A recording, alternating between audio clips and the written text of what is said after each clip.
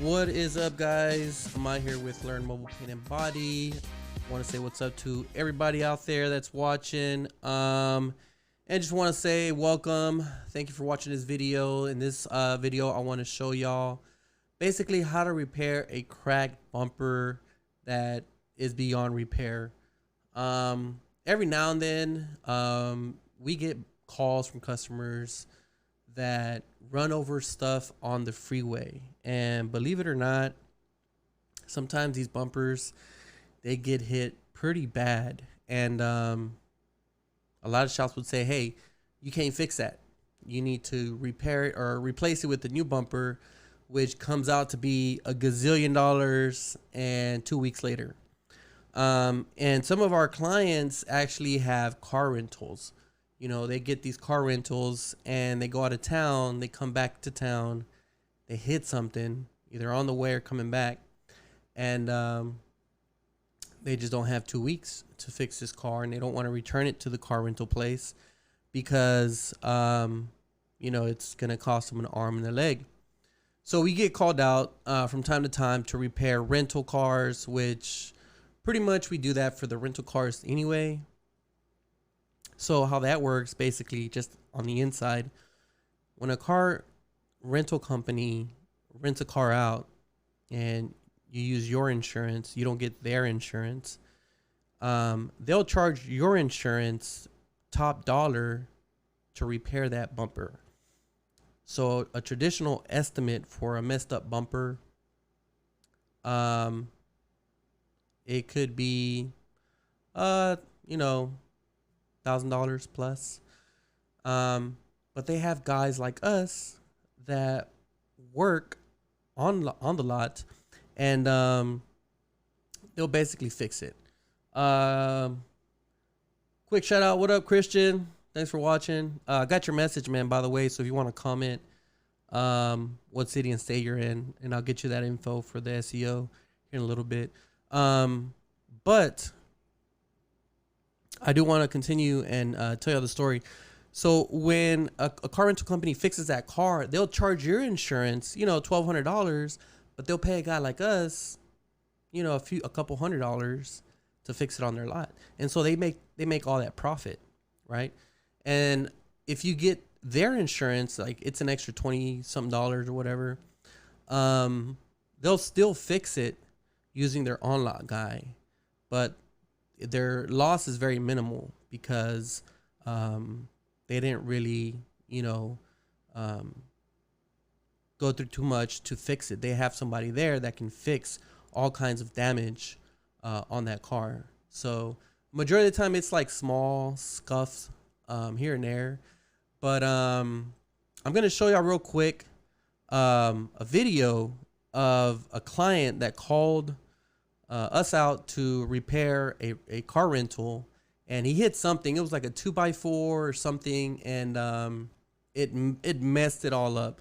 So I'm gonna show the video real quick, and hope y'all enjoy. So stick around, and here we go. All right, guys. So y'all can see basically my screen right now. I think, where's it at? Oh, here it is. I think this is one video, this is the other. So I'm gonna mute this real quick so y'all can hear it.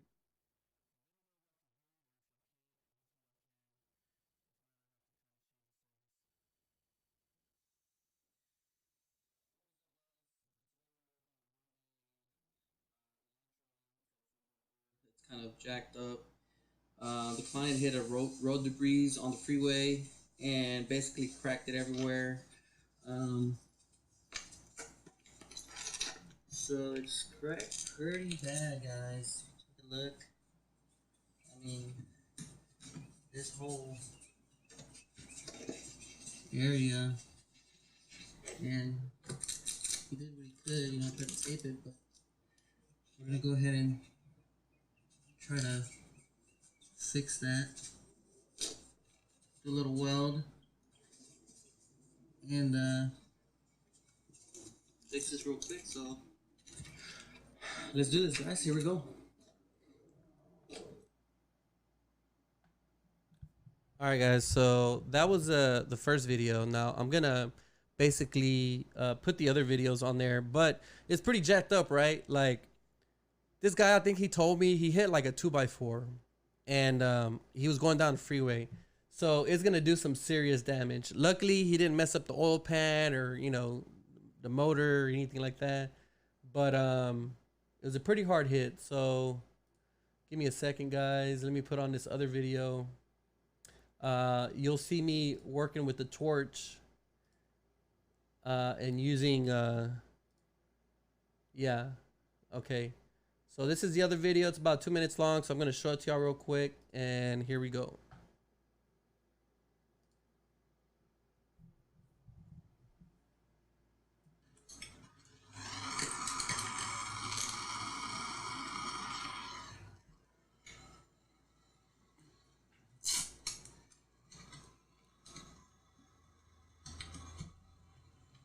All right, guys. So if you look at the top part, the top right, it looks like it's already welded that part. And I'm gonna show y'all what I'm gonna do here. Basically, what I'm doing is I have a flathead screwdriver and a propane torch. Believe it or not, I know they have those welders that melts plastic. So there's my propane torch right there. I mean, it's inexpensive, guys. It's, I don't know, 15 bucks or something. Screwdriver's like $2-3, and I heat up the tip really hot. That on the left right there is a polyolefin rod. It's like a rod of plastic that you can actually melt, heat it up and melt, and add plastic to the crack when you're doing the repair. So what I do is I use the screwdriver to heat it up, and I'll insert it in between the crack, so it heats up both sides of the wall where the bumper is at. So if you see right there, I heated the middle, and then I put the plastic polyolefin rod on top, and I push it down. And what that does, since it's kind of melted on the sides on that crack, when you push it down, it builds a better, stronger bond. So that's kind of one of the tricks of what I do. So I'm gonna let y'all just keep watching and check it out. So.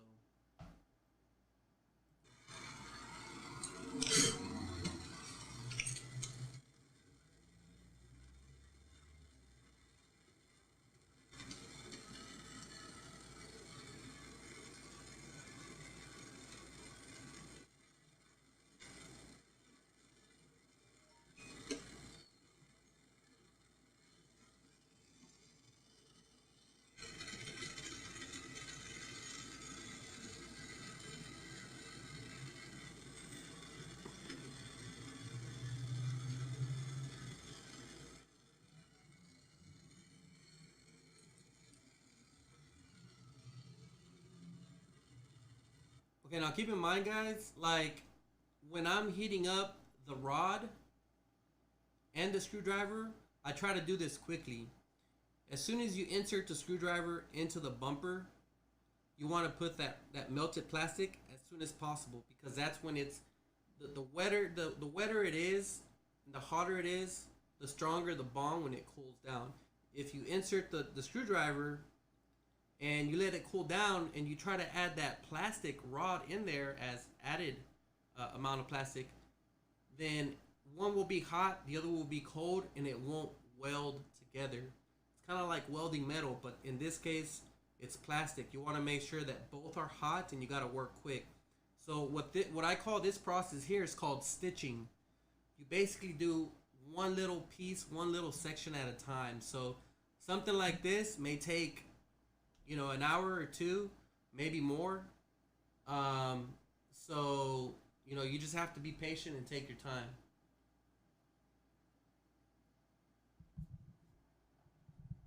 All right, so I'm gonna go back to um, another video so that y'all can see basically what it looks like. along the process. Um, Let me see if I can find one where I'm kind of further along. You know what? I'm gonna show y'all the bottom, how the bottom looks, real quick. So let's watch that video and let you see what the bottom looks like.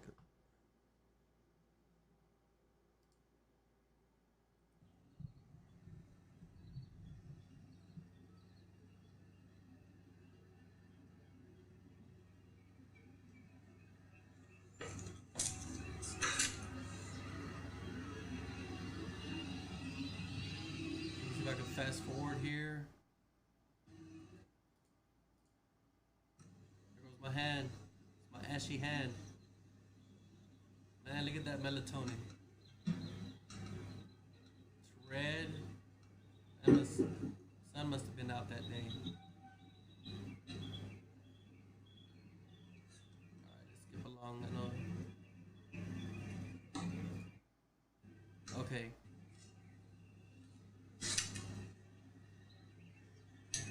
Alright guys, so I'm gonna mute it here, but it's still playing. Alright. Hopefully you can see my little cursor here. I'm pointing at this little crack here. When you stitch weld a crack like this, it's a three-way crack, right? You got one crack going there, one going this way, and one going up that way. You want to stitch weld towards the center. So you start here, and you work towards the center. That way it's a stronger weld, and you just work your way around it. So that's another tip there just for y'all. If you try to start here and you work your way down, most of the time in the future or during the repair, it will crack right here in the middle, and you don't want that. You want to build your weld towards the center of where all these cracks meet, and then in the center you want to add with by adding more plastic to it by melting the rod and using a screwdriver to plastic weld it. So this is pretty much just using a flathead screwdriver and a propane torch, guys. It's not too hard, but it is time consuming, but you could have a strong bond after you do all this. All right, so let's take it back to the next video and show y'all real quick a little bit further along.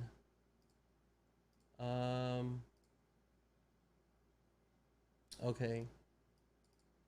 So here's another one.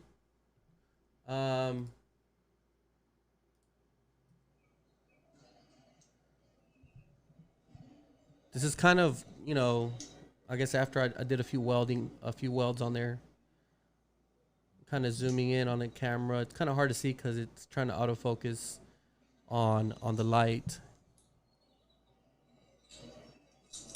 So always remember, you want to have, wherever you have a weld, it needs to be concave.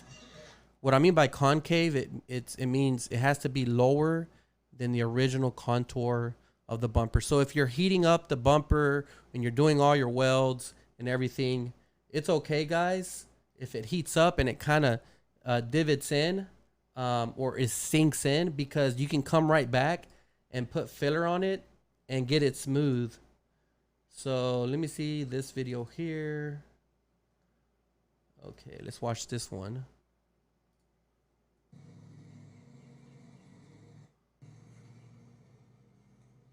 This is pretty good. It kind of shows close up.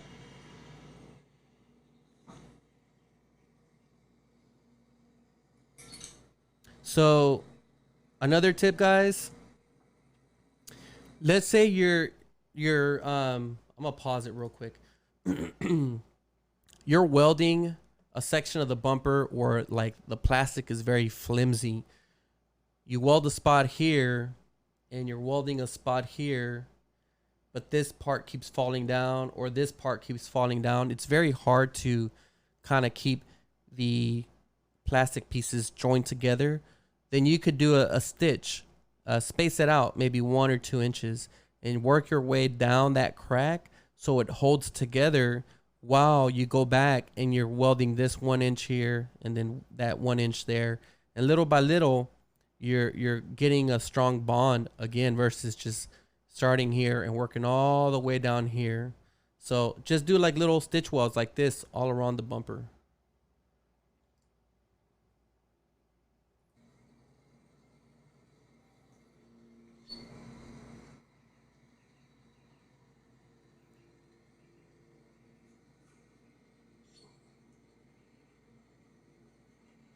Okay, so that's what I mean, guys. You insert the screwdriver. You see, like that one took longer to go in. It has to go in like butter. And then you push down and it creates a weld. And so basically right there, I'm just welding the plastic and I'm using stitch welding to hold it in place.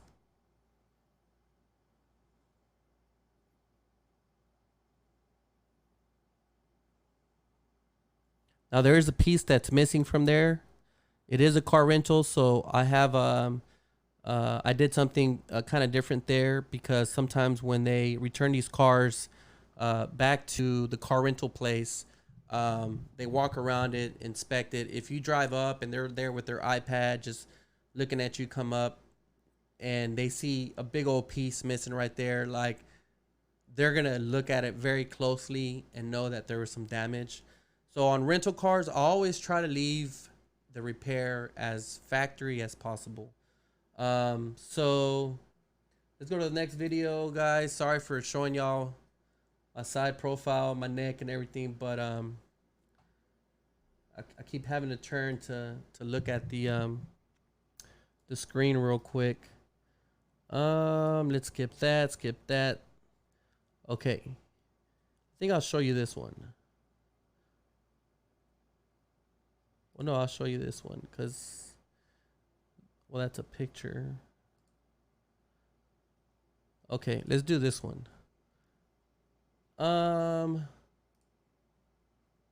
Okay. This here, guys, I basically have leftover pieces of plastic from old bumpers, and I keep these with me at all times because this is the same plastic used for pretty much all the bumpers out there that are like black bumpers. When you sand it, and if it's a black bumper, when you take the paint off, it's probably this polyolefin.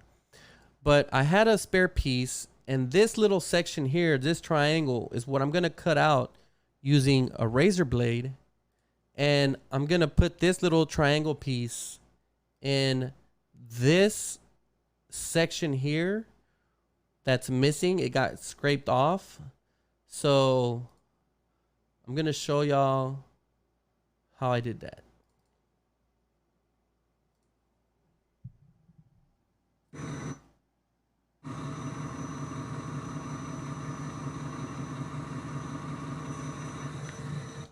I think I fast forward too much right there, but let me play it again.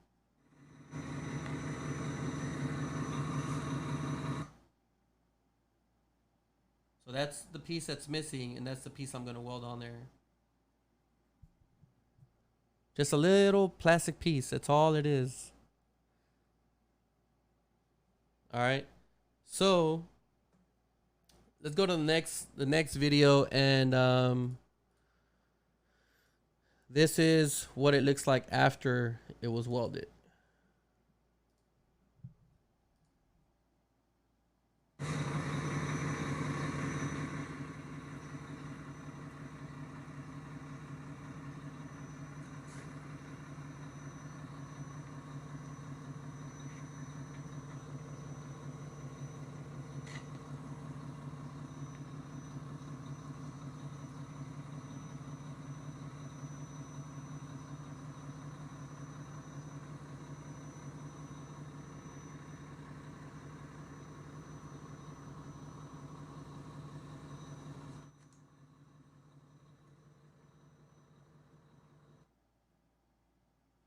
All right, guys.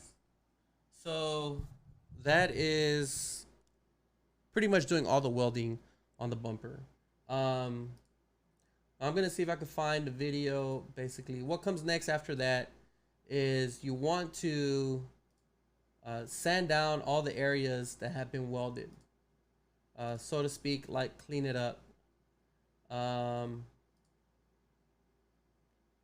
okay, so after you plastic weld the part of the bumper that was damaged, you basically want to go back and use an 80 grit DA to scuff up all that plastic off. And what you're doing is you're sanding the top layer smooth. So you're gonna have high spots, you're gonna have low spots. You want to do 80 grit, then you want to do 180 grit, and then do your filler.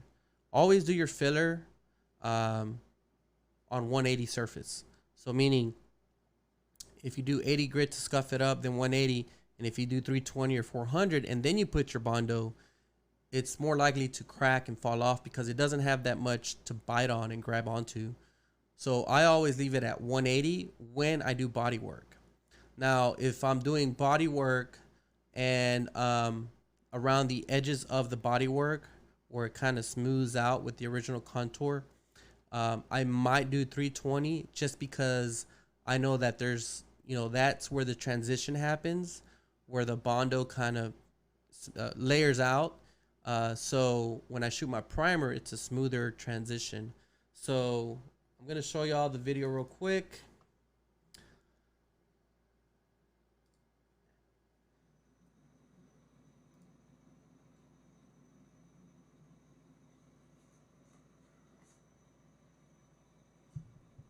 That's 80 grit.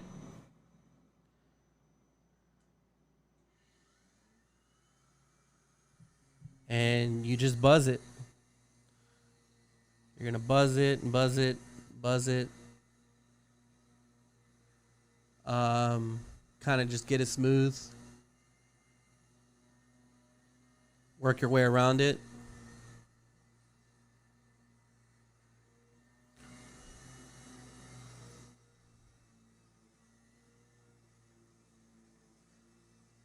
Now, if you look at all the dark spots after you sand it, those are low spots.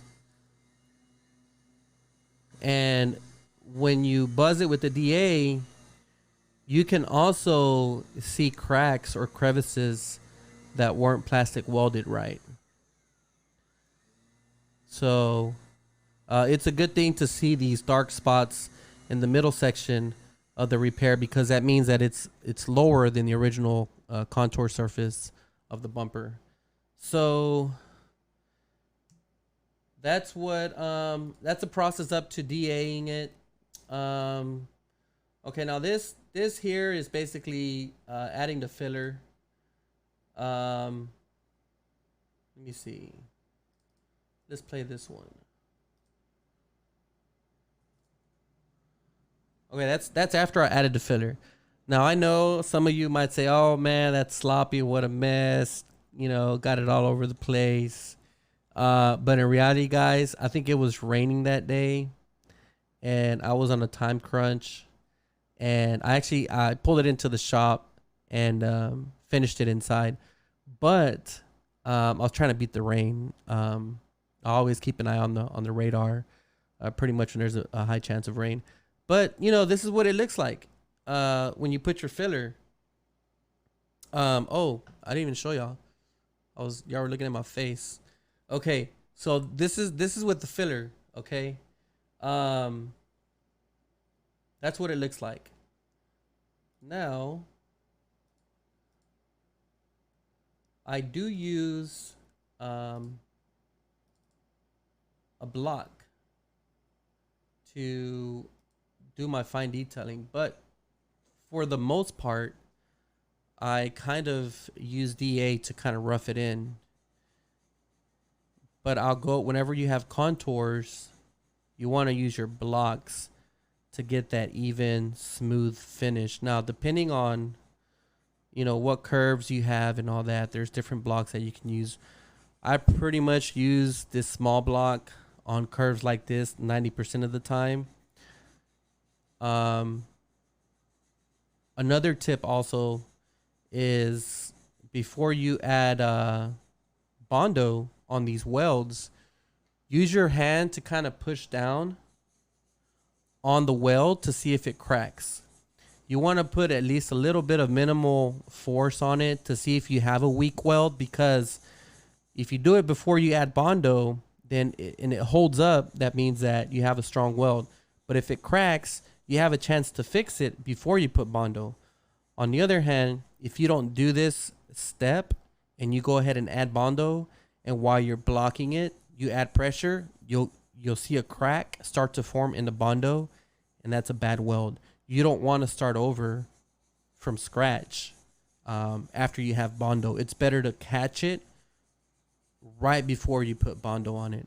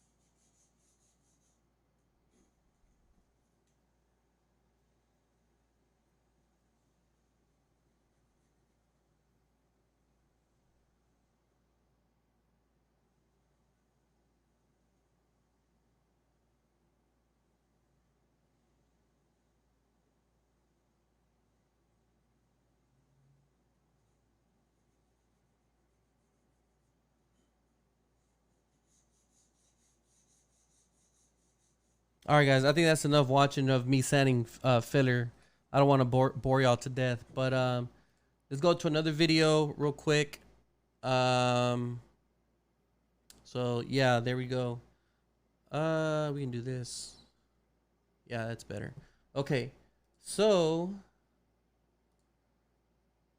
I think this is another view of kind of like the final finish. I'll show you this real quick. Zoom it up. Play.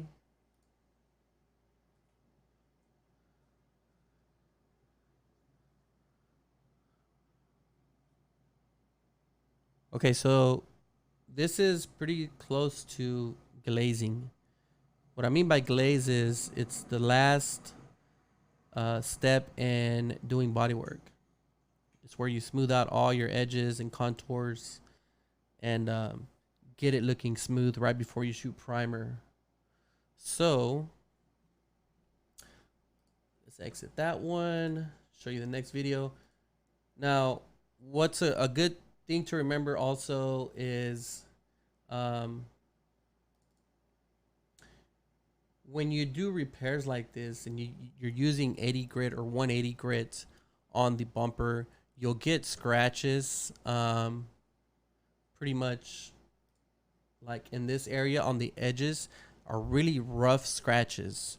This is a black color car, so it pretty much doesn't show as much as it would on a silver metallic, but you want to be careful and buzz these down with 180 around these edges just to smooth it out before you shoot your primer.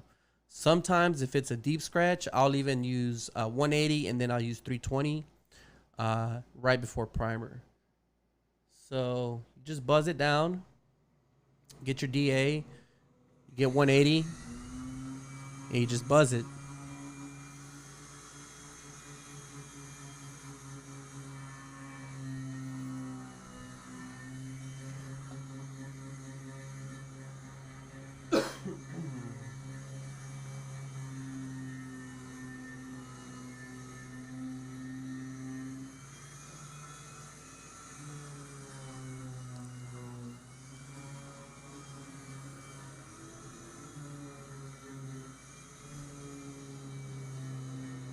Okay, so here, what I'm doing here is I'm using 180 to smooth it out, and then put my glaze. So I'm just prepping it up a little bit, getting it ready for glaze, and I'll show you the next video after this.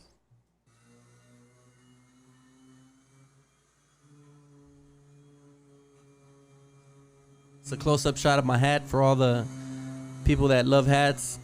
What up, Sanch? All right. So let's go to the next video. Um,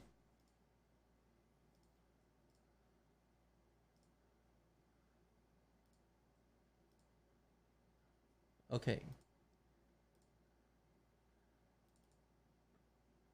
So this here, I think, is my final stage um, and body work. It's prepped and ready to go for primer. This is what it looks like.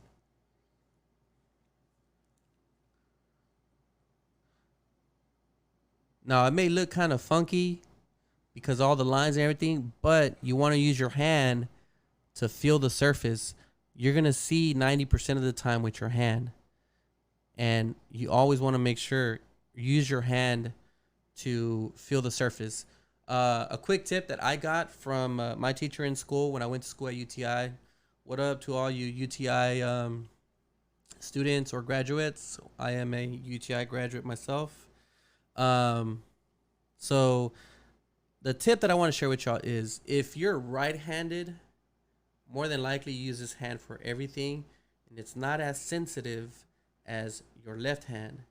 If you don't use your left hand, when you go to feel body work, you'll pick it up more with the left hand because it gets used less than the right hand, because your right hand is pretty much rough in comparison with your left hand. And then the other tip also is if you use your left hand to feel, you can put a paper towel on top of the surface and basically, imagine this is like the paper towel. You put it on top of your hand to cover your whole hand, and then you rub your hand on the surface with the paper in between, the paper towel in between, and that will help you so much more, guys. I can't tell you like how many times I've done that because I wasn't sure about my body work. I was kind of iffy, and that saved me so much time. I know some of you are going to say use guide coat, block it, guide coat, block it.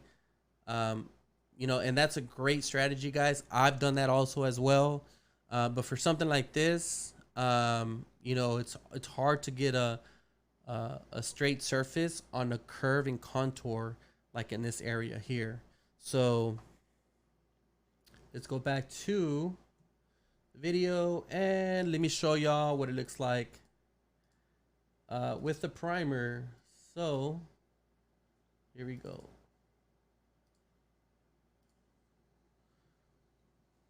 Okay, this is with primer.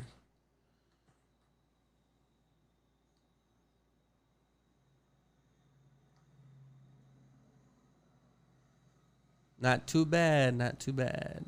Pretty good, pretty good. All right, so next video. Okay, now this video, I think I'm shooting, I think I shot base. I think. Let's just watch it. Oh, I shot base and clear coat. Oh, look at that. Okay. Nice. Okay, now all of y'all that are out there drinking haterade and might say something about this and how bad or this and that. I get it, guys. I get it. But this is a car rental. The customer wants it fixed so he can return it. He wants it to look as clean as possible. I don't know what happened there. Okay, let's do that again. Okay. I mean, check it out, guys. Look at that. Straight skill. Oh, I still got it. I still got it. Look at that. I did a blend, of course. That's where I did my blend.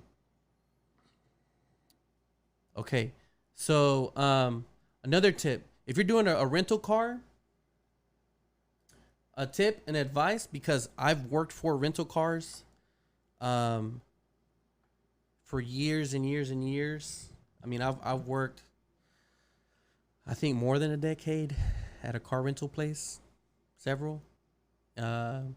So, if half of the bumper looks brand new and the other half looks worn, something's up. and they know.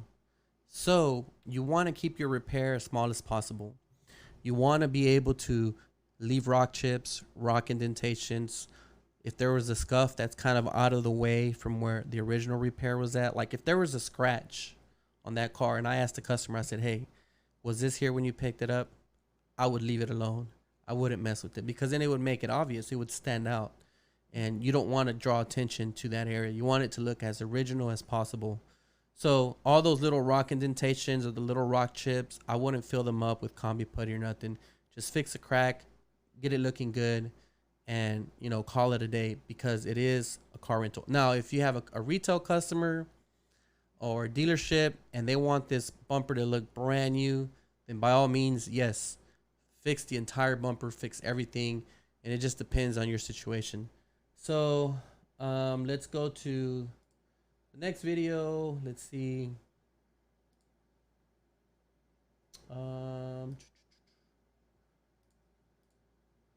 Okay, I think that was, yeah. Okay. Let's check this one out. I think this is a different one. So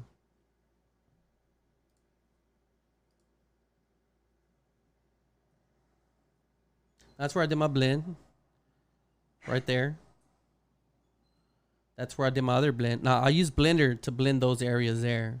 So it'll melt the old clear with the new clear. All those little rock chips, I left them there. Didn't even bother. I want it to look original with the rest of the bumper.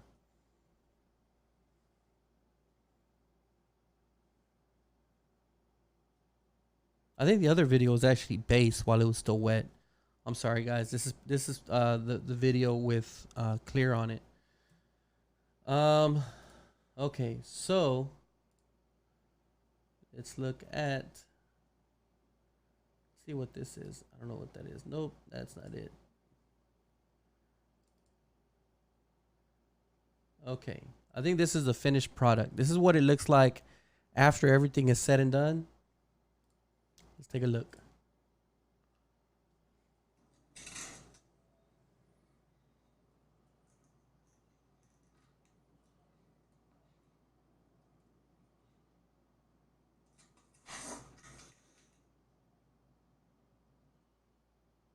Oh, yeah, you don't want to leave that piece of paper there. And I did take it off, just for the record. I took it off. Can you imagine that? Pulling up, turn this car in, and there's a piece of paper flapping underneath. Defeats the purpose, right? Of course.